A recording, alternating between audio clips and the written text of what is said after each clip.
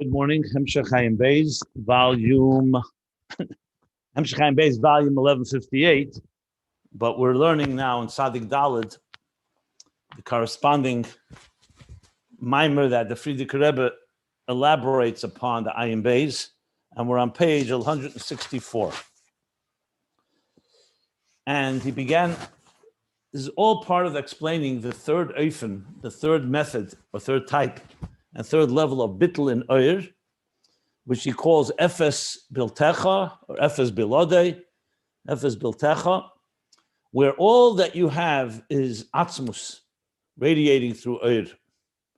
So the oir there's no mitzias even of oir, it's only a reflection of atzmus.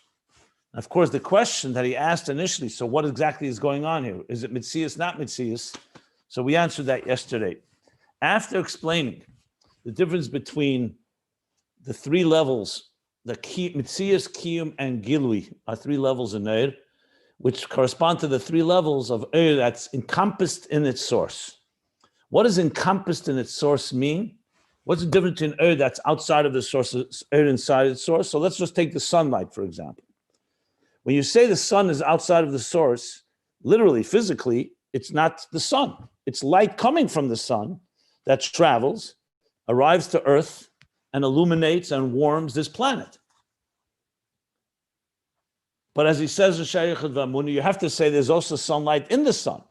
If there's sun outside of the sun, there's certainly sun. But there you call it kol b'moyer, because there what's dominant is not the light and its function, but the sun. And the sun has in it the power to give off light, and therefore the light is part of the sun as well. But there, the focus is on the sun, not on the light. When you talk about the light that arrives to Earth, that makes things grow, that warms us, that controls so much of our lives, sunlight. There you're talking about its function and its effect on us.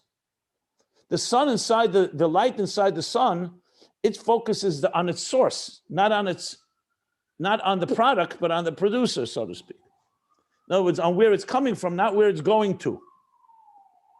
So now we apply that mashal. It's only a mashal, not a perfect example, because like he says in Shiur v'Amunah, with the sun and the sunlight, there the sunlight is actually outside of the sun.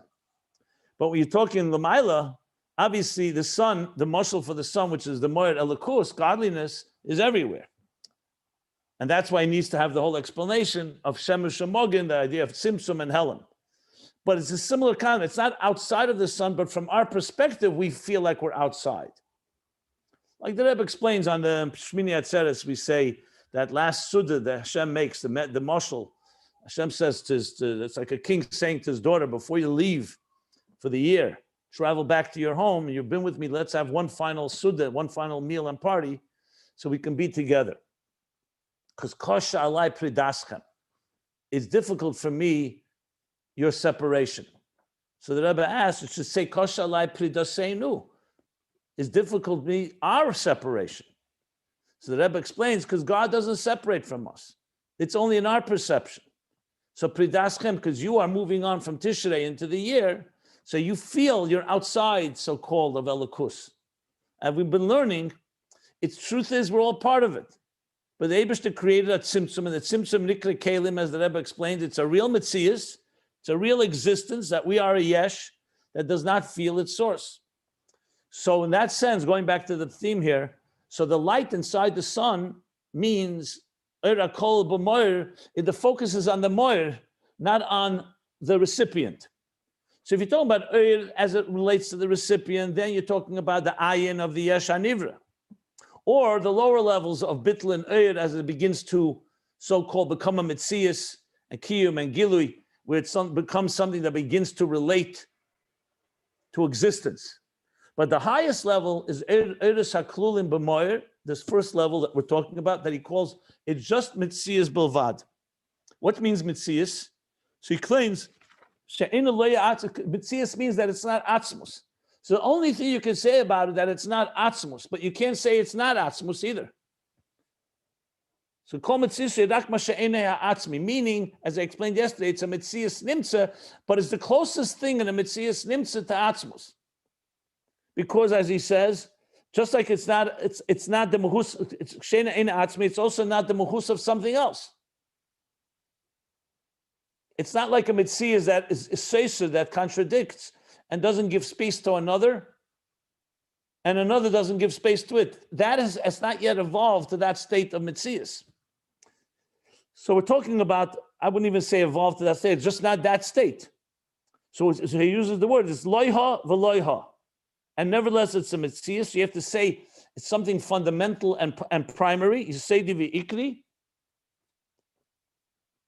And he goes back to say that it's essentially not mitzias as we know it, but it's also not built in mitzias nimtza. It's not mitzias, it's not atzmus either. So you have the first step of an entity that is really meets both criteria.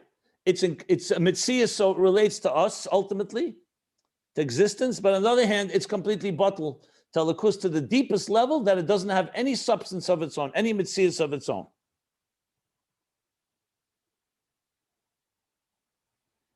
And that's mitziusa and mahuse. So its entire focus, its entire being is an expression of atzmus. That's all it is.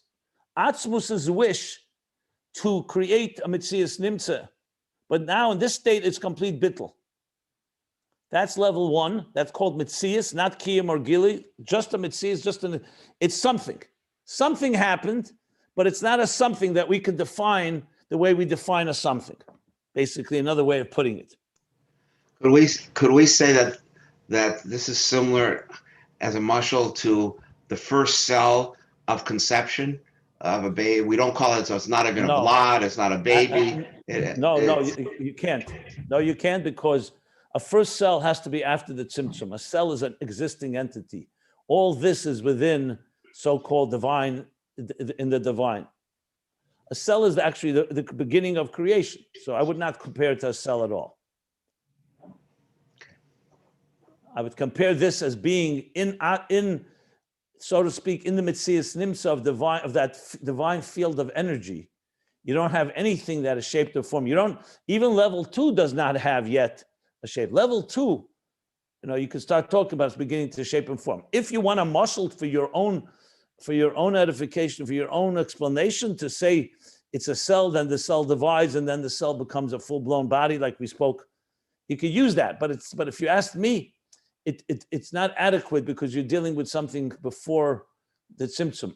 And before the tzimtzum, all you're talking about is everything is about atzmus. Atzmus expressing atzmus.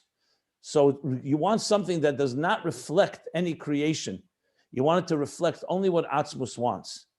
The cell is already a creation, just the first stage of creation. That's why I resist saying it. When we learned about the 3 levels of I did use the example of the cell, because there I was trying to explain the difference between the spheres, the hidden spheres, and spheres bli ma, that there's no substance, but there's already definition. And finally, as they become a full-fleshed entity. In the concept of the spheres, you could say it to some extent, but it's only a mashal. But if you really drive the point home, here you have to talk about this. This is even before Alei Haratzon. It's even before God desires anything. There's no Ratzon even. You're talking about purely a divine expression, which is not even an expression either. It just, as I explained yesterday, it's built in Mitzias Nimtza, entering Mitzias Nimtza. So you have the beginnings, and right at that beginning, you have something that's completely bottled to the source, to this point that you can't even call it a Mitzias with Atzmus. The only thing that is recognizable there is Atzmus. But it's Atzmus in the form of Mitzias Nimtza, as I explained. Okay. Would that correspond at all to the zera of a man before it's even formed in the body, so to speak? Nothing, because zera of a man is no. Because you keep bringing back explanations in creation. We're talking about here something that's not even before creation, it's even before the desire for creation. So all these examples, they don't work, unless if you want to use an example to understand how something originates from a higher level, great, but that's not what he's saying here. He's saying it's not a mitzias. Zera of Adam is a mitzias. It's an existing entity. No, Here we're talking about there's no existence altogether. I understand that. I'm just talking about relation in relation to the process of creation, so to speak. Eventually, But that this is, sunlight, that but he's not Zeev talking about the will come process of outside. creation. The But he's Zeev not will come out. But he's not talking about the process of creation here. Creation of the He's Zeev. not talking about the process of creation. He's talking about the process of divine revelation. But Of aren't we divine talking about? expression. He's not talking about creation. Are we talking about the beginning of light or the beginning of That's light? not a creation. Creation comes after the Tzimtzum, after Atzilus, Bria. This is not creation. We're not talking here any word, the word bara, Bria, you're not going to see here at all. First of all, when you talk about yesh, you talk about Bria. We're not talking about the yesh, we're talking about Oyer. Oyer is not called a Bria technically. Anyway, let me finish my sentence. Okay. We're not talking about Bria here. We're talking about Oyer, Moyer and Oyer, Atzmus and Oyer. That's not called a Bria. He doesn't use anywhere the word Bria at all. I understand that. We're talking at the highest levels of that before it's before everything. It's not, you don't have or even use Bria. I'm just relating to the fact that I'm saying absolutely, I wouldn't use those Mishalim. I'm telling you clearly. Okay. Those Mishalim are about a created existence. Those Mishalim are a process of creation. Anyway, I would highly recommend that you listen to the previous classes. I spoke about this at length back on page one, when we spoke about back on page 160, 161. And as I said yesterday, not to go around in circles, you're going to need to do your homework if you really want to get this. I feel that if I sit here now and try to explain it one-on-one with you or with anyone, we're not going to get very far. I'm trying to explain the whole idea. I think you have to get rid of any preconceived notions, and especially words that are not in the Maimer. So we're talking here about, it says, Oyer is Ayin of the Yesh Amiti. That's what we're discussing. There's 3 levels in that. The highest level, and if you remember, there's also 3 interpretations in the Ayin. This clearly is talking here in the highest levels of the Ayin. And, let me just see one thing. That does, 1 second. If I may add, there's no muscle dugme gashmis. The minute it's a gashmi, it's not. There's no. You can't talk about bittul, and that's why the Rebbe in page 162 brings his muscle of koyach atnur. He's not bringing a muscle of a gashmi as if thing. He's talking about the koyach atnur.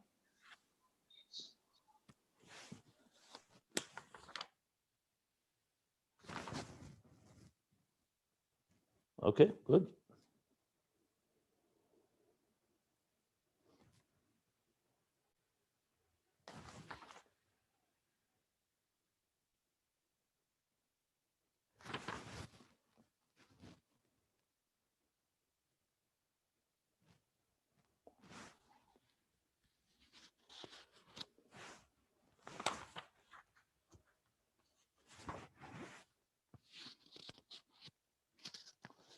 Yeah, I will say this, since I'm on the topic. I mentioned when we learned in Ayin Beis and also in Tzadik Daled, he spoke that there are 3 interpretations in the word Ayin of the Yesh Amiti. One is that it's the Etzem Ha'oyer. The Etzem Ha'oyer, that's called the Etzem, and the Spashtus Ha'oyer is the 2nd level of Ayin of the Yesh HaNivra. That's all Lifnei Tzimtzum.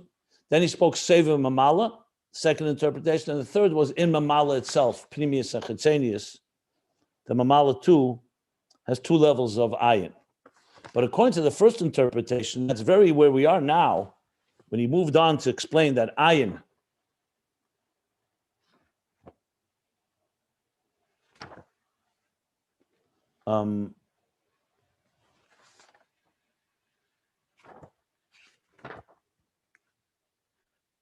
the 3 levels of Bitl of Oyer, I don't know if they can associate those 3 levels of Bitl with those 3 levels of Ayin, or 3 interpretations in Ayin. I'm thinking about it. I think it makes sense to say yes, because the first interpretation of Ayin Amiti would be Etzem Ha'er, so that's Er HaKolol. That's the highest level. The 2nd level, second interpretation of Ayin is Seviv compared to Mamala.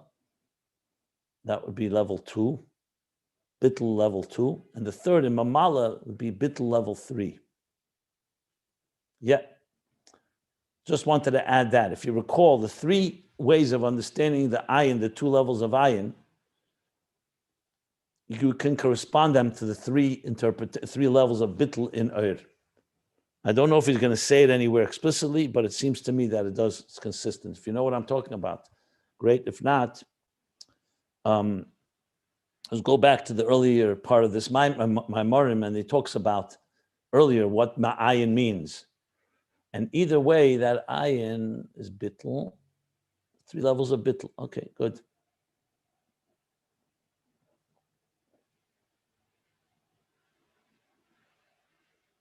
In other words, the Ayin Amiti, the 3 levels would equal the 3 levels of Bittul. Yeah, the 3 levels of Bittul we're learning now, which is Hedet Tfisa Smokim, and Ein Zolose, and Efes Biltecha, Ein Zoloskov, Efes Biltecha, those 3 levels that we talked about here, which correspond to the 3 levels of Ur. Ur, that's Kolol, encompassed. So that's the first highest level of Ayin, highest interpretation of Ayin.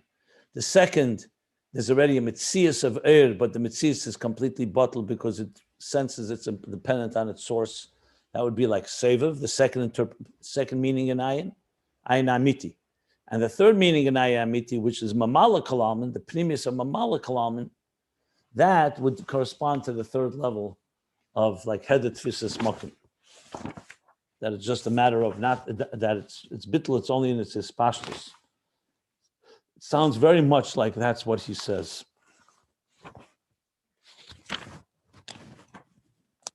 So the level of Machshava in the first definition of Ayin Amiti would be this level of Bittul, Metzius.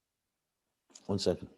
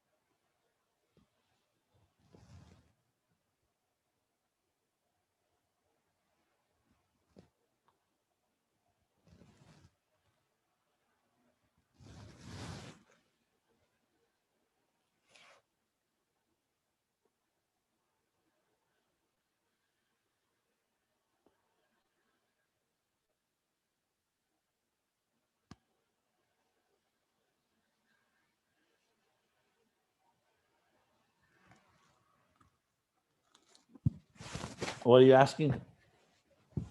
What are you saying? I'm sorry. In the first level Ayin Amiti, we said the Heskim was the idea of the Ayin Amiti because that was only a reflection of Gemairo, looking upwards. But that itself was it was described as the Yeridam Misat Etzma Nefesh. So I wonder if that would really, at that level of Machshava, would really fulfill the idea of this. I'm not sure what you're talking about. Okay, in that discussion, Ayin Amiti, Heskim, Machshava was described as the Ayin Amiti because it wasn't involved in existence at all. That what was called the Ayin of the Yesh was talking about anything that went through any kind of reduction, contraction. But that idea of Machshava itself, in that description, that was in itself a Hirada, a descent from the Etzem Nefesh. So it doesn't sound like it necessarily fits the idea of Bittul of being Elikus itself.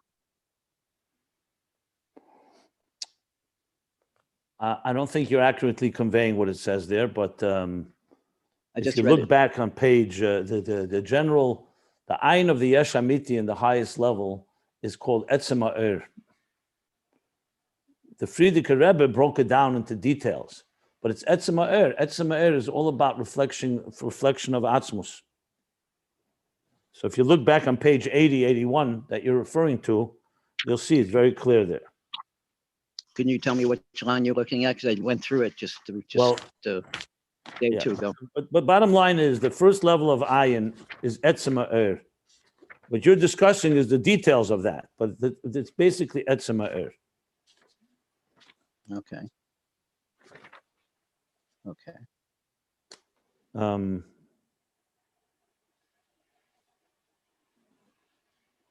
I'm looking now at page 51. Fine.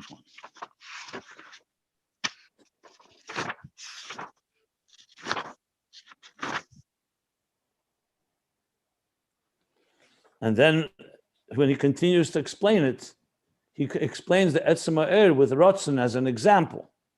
I don't want to go into that because that's going to confuse people here who don't remember that. So I'm not sure where you're getting that Heskem is the level of Ayin of Yesh Amiti. Etzem Ha'er is the level of Ayin Amiti, and he explains it with the concept of Ratzon, and then he goes back to Etzem Ha'er. If you look at the top of page, at the bottom of page 82 and the top of page 83. Okay. Let me continue back where we are right now. Thank you.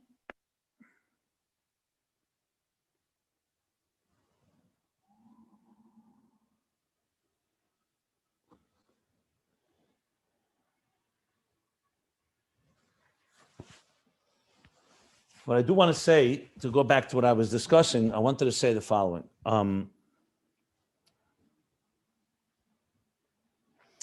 Let's keep our eyes on the ball here. The main focus is all about interface. And interface requires two entities both be represented well. And that's why you have the Ayin of the Yesh Amiti and you have the Ayin of the Yesh Nivra. So if you follow the flow of Ayin Beis and Tzadik Daled, you'll see that after explaining the two realities, Yesh Amiti, Yesh Nivra, God, the creator, is the true reality and the created reality. Then he talks about the mamutza ben neem, the interface between them is Oir, or Ayin. And that Ayin divides into two. One represents Atzmus and one represents creation. That's why he's going through all these levels. Why do we need all these levels? Because these levels help us understand and create the perfect balance and harmony between Elokus and existence. So the more levels you have, the more you can create that connection. An interface, by definition, is a relationship. And relationship is never one-dimensional. So that's why he explained initially, if you recall, that there's three ways to interpret the Ayin of the Yesh Amiti, and for that matter, the Ayin of the Yesh Nivra.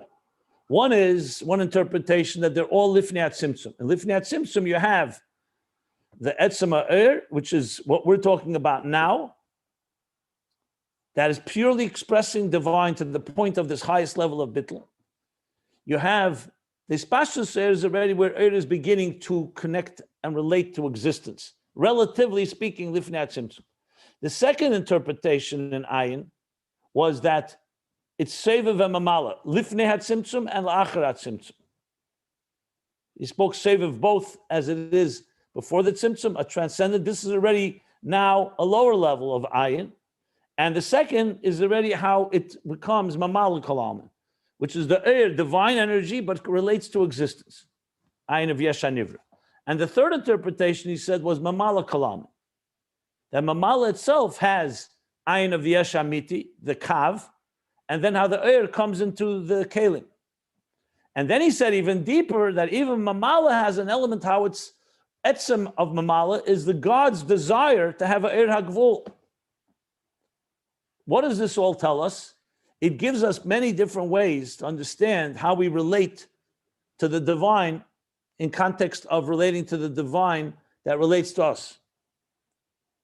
So I was saying now that we're explaining, in the Ayin of the Yesh Amiti itself, he's explaining three different levels of bittul.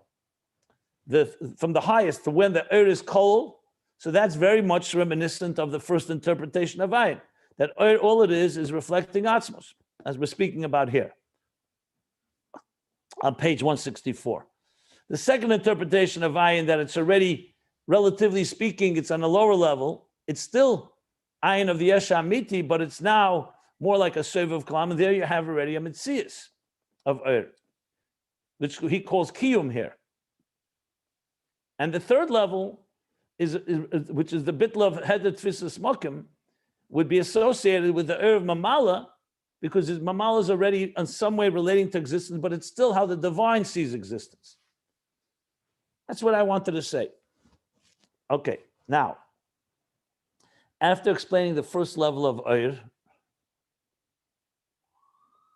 he now goes Beis. This is on page 164, the line that begins, Asher b'mashahu, who you say the v'ikri.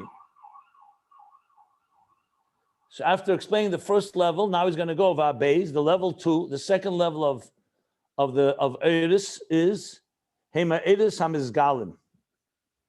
Now we're talking about the Eris, they're becoming revealed now. A state where they are becoming an entity that is actually revealing, not just that they're not Atzmus and they're not a Metzias as we know Metzias, but now they're actually becoming something, a revealing force. But to use the example in the sun, the light inside the sun is not a revealer. The light inside of the sun is simply the sun's capacity to give off light. The light outside the sun is the revealer. And that ultimately will travel to Earth and to the rest of the universes and solar system, I should say. Okay, so what does he say? Mizgalim, Eres HaMizgalim. The Ima Yesa Mitzias Pshutis Adayin. So even though they're still not yet truly defined, they're still seamless and shapeless. Avlahim Kayomim B'Tziur Mefurat. But they now exist in a defined, specific defined state. Kol Sfira B'Mashahu. Every Sfira, according to what it is, what its parameters are. So you can't say yet that this is a state of a full functioning Sfira, which will require Eres B'Kelim, but you could say that on an energy level, you're no longer talking that only Atzmus is expression. You're talking about some Metzias.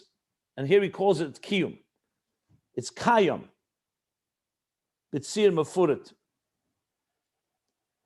That's level 2. So level 2, that's called Kiyum. That would be called the Bittel, that there is a Metzias of but it's Bittel because it's completely aware of and connected to its source. And Bahagimel, the third level,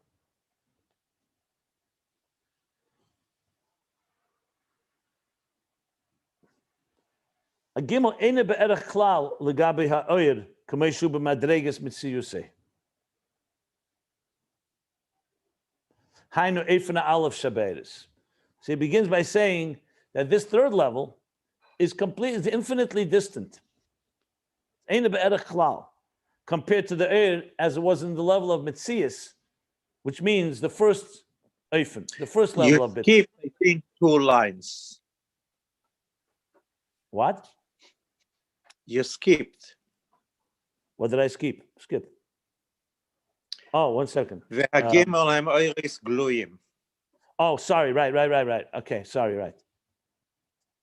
Yeah. Hagimel, hem eres gluyim, mislapshim b'kelim shenim. Yeah, important line, obviously. And the third is now the eres are revealed, but not just revealed, but they're also manifest in kelim shenim, meaning in different containers, in different vessels. Kol sfira, ba'keli proti shalah. Each sfira in its particular keli. Now here, by the way, Eliezer, is where I use the example with a cell, because I want to explain not the first level really, but what does it mean, the difference between 2 and 3.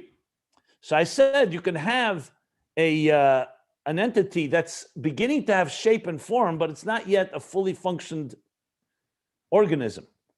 So I explained it would be the difference between a fetus that's developed, earlier development, and later becoming a full-bodied entity. Obviously, it's not a good example perfectly because that's a fetus, that's a goof. Here we're talking about Oir. So an Oir, it was just an example to explain how something is already beginning to have distinct entities, Chachma Bina, in the level of Oir, obviously, meaning in the divine energy. God is a, I'll give another example, which I've given, but I'll give it in a moment. And then there's the actual Oiris and Kalim. So a good example that I would give for this would be the 3 stages of an artist or an author or any creator producing something. So stage number 1 is the artist's image and vision of what he wants. So it's not really focused on the details at all. Not at all. All it is the artist wants to express something. And if you say, what do you want to express? It's not taking any form or shape. It's only the artist choosing to express. So what's the difference between that and the artist? What's the difference between the Eir HaKolol and Atzmus? Only one thing. The artist wants now something. He wants something. Atzmus alone doesn't yet have, without Eir, it's completely Atzmus, built to Mitzvahs, and all that I'd explained. Like he said, Atzmus is far, far beyond Eir. But when Atzmus chooses to want Mitzvahs, that first level is called the Mitzvahs of Eir. All it is the Mitzvahs of Eir in Atzmus's so-called, I don't want to say consciousness, in Atzmus. The second step is when it starts taking shape. So what is it that you want? So the artist says, I want to create from infinite possibilities that I can create, I want to create a world with esesphiris, with asara mamoris. So in his mind, in the artist's mind, it begins to take shape what these spheres are going to look like. And here you have all the levels we spoke about, Ratzon HaKodum and Ratzon HaKloli and Ratzon HaPrati and Ratzon HaKodum, as they slowly start taking shape to the point. Then comes level 3, is when the artist is ready now to begin. Actually, he has exactly what he wants to create. Everything is in its place and begins the actual drawing of, I wouldn't even say necessarily it's the actual drawing, but it's right one step before, because everything is defined now. Eiris and Kalim. So the Eiris have each one their location. Chochmah is in the mind, and Bina, the right brain, the left brain, the center. Koyach Hariyah, the power of sight in the eye. So if you remember when we spoke about the Koyachis with the Koyach HaTanuah, he also spoke these 3 levels. The way the general power of movement, the general, and then the specific general, Kloli Prati, and then the specific movements. So everything breaks into these 3 levels. A state where it's completely connected to its source, and all it is expression of the source, what he called Yochid. Then a state where you already have specifics, but it's still all united of details, and then you have the actual details. So many ways, you can explain so many different things, these 3 levels. Every type of creation, everything we compose consists of these 3 things. Essentially, the vision, the structure, and the full-fledged entity.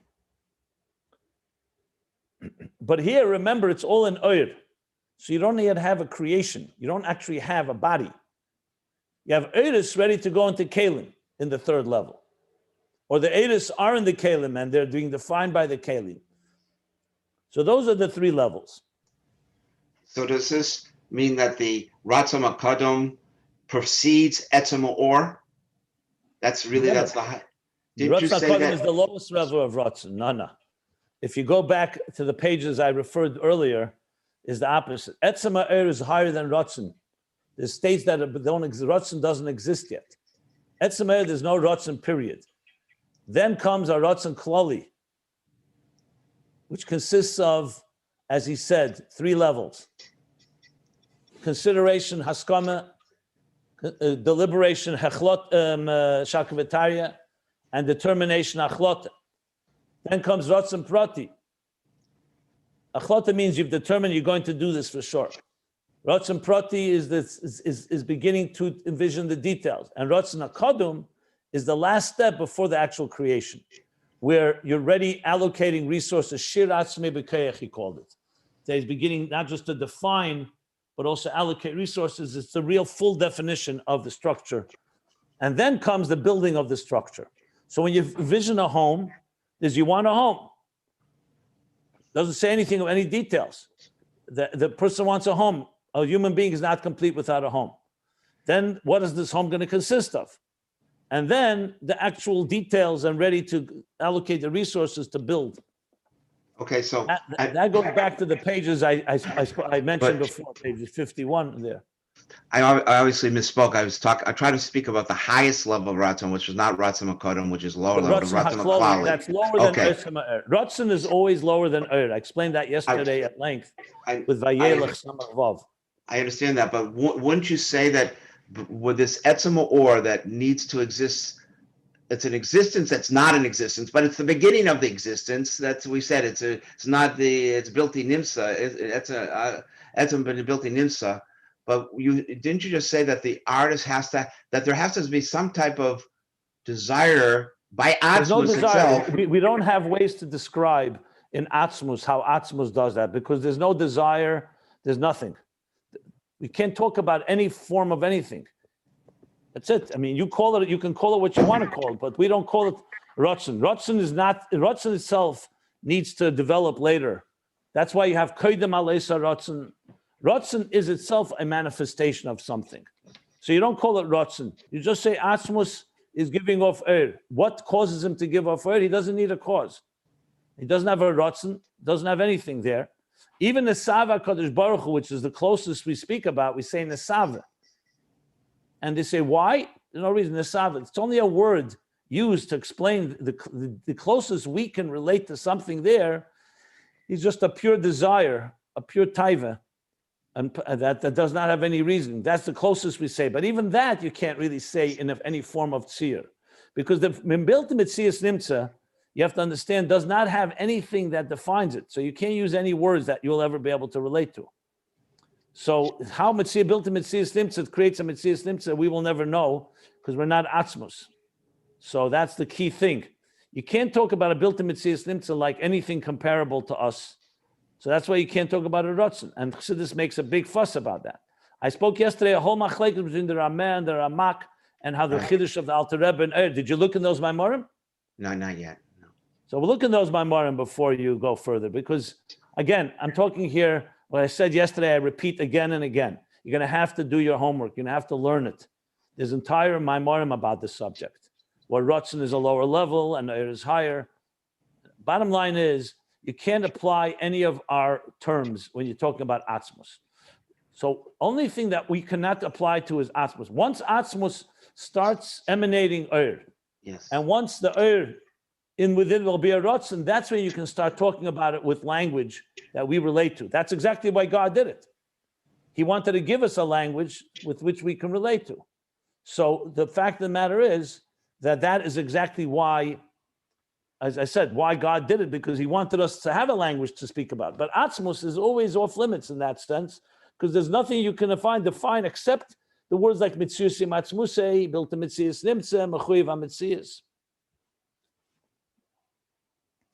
Okay. Now he continues. We'll move on. And it's understandable. It's understood. The Hamadrega HaGimel, this third level that we spoke about, Eres B'Kelim, Eres Glum Mislabshem B'Kelim, Eine Be'erech Klal, is not in any way proportionate. L'gabay Er, K'mayshu B'Madreges Mitziyusei. So we have Mitziyus Kiyum Gilui. You see the words he uses. So the third level that we just described is infinitely distant, completely not be'erech.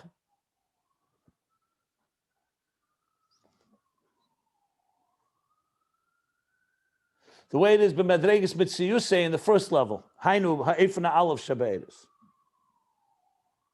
And he's going to explain now an example to understand this. U'kamei b'keiches hanefesh.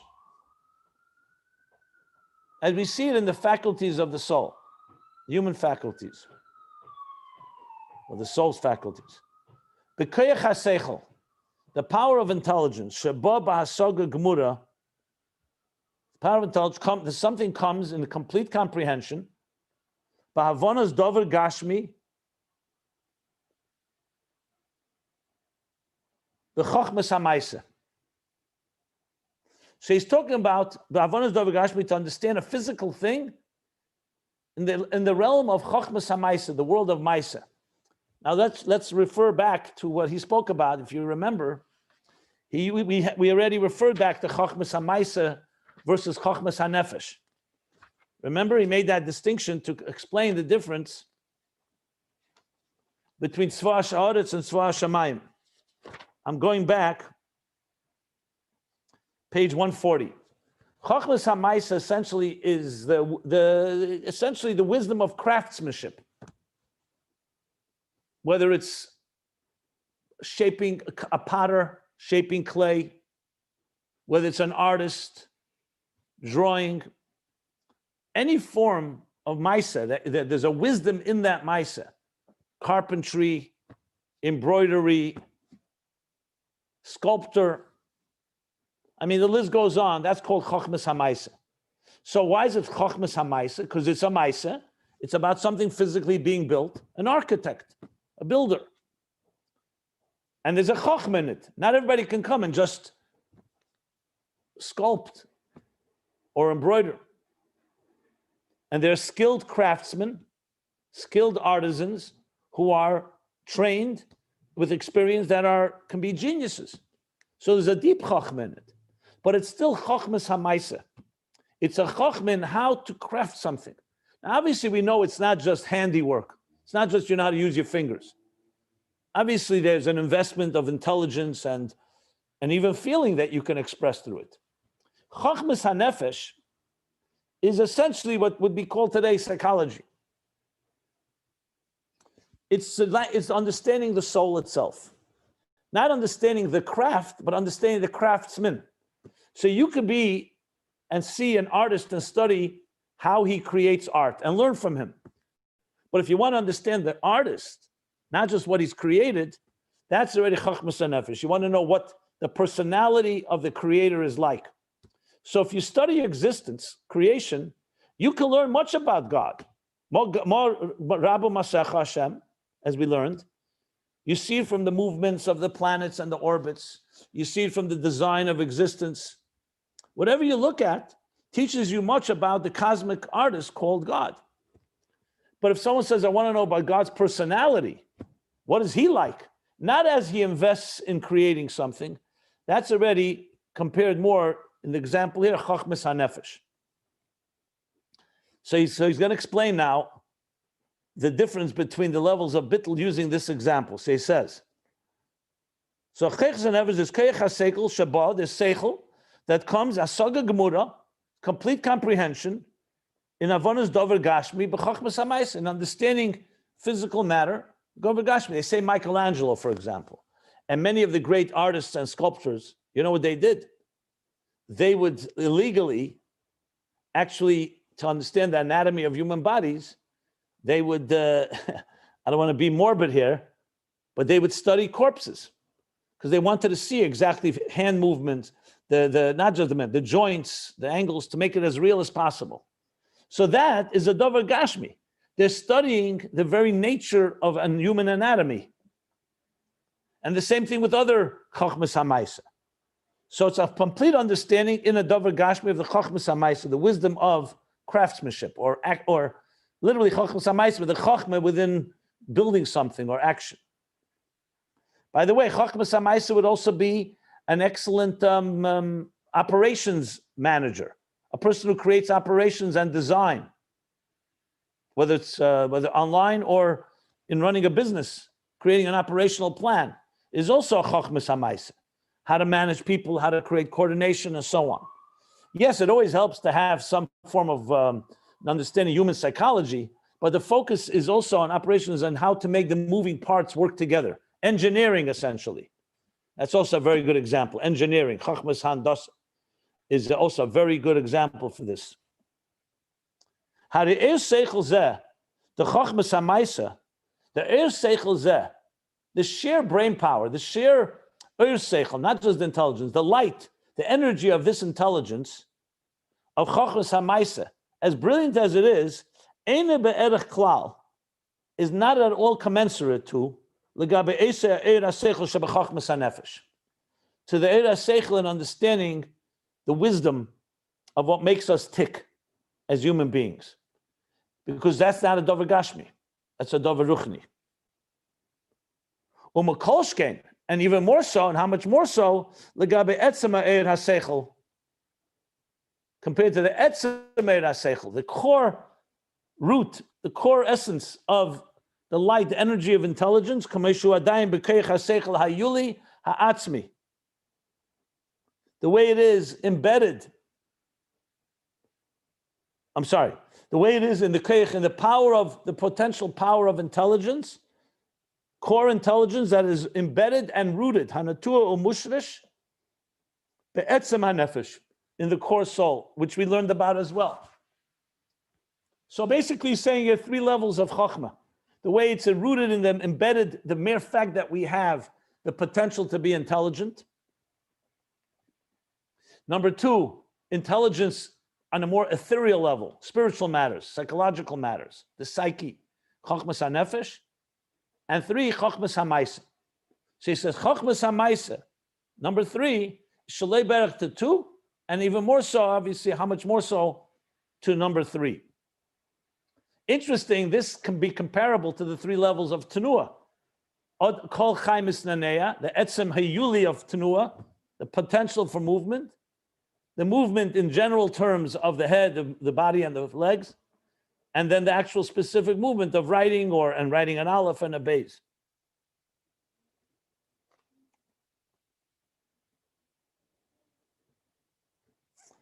Now, we'll stop here, but he's going to continue now to say that this is in the Eres Bechlal, the Chenu B'chol Er Befrat. That this, what we just said, is in all the Eres in general, you have these three levels. But then in Er itself, he's going to say we also have these three levels. So in other words, all Er goes through these three stages.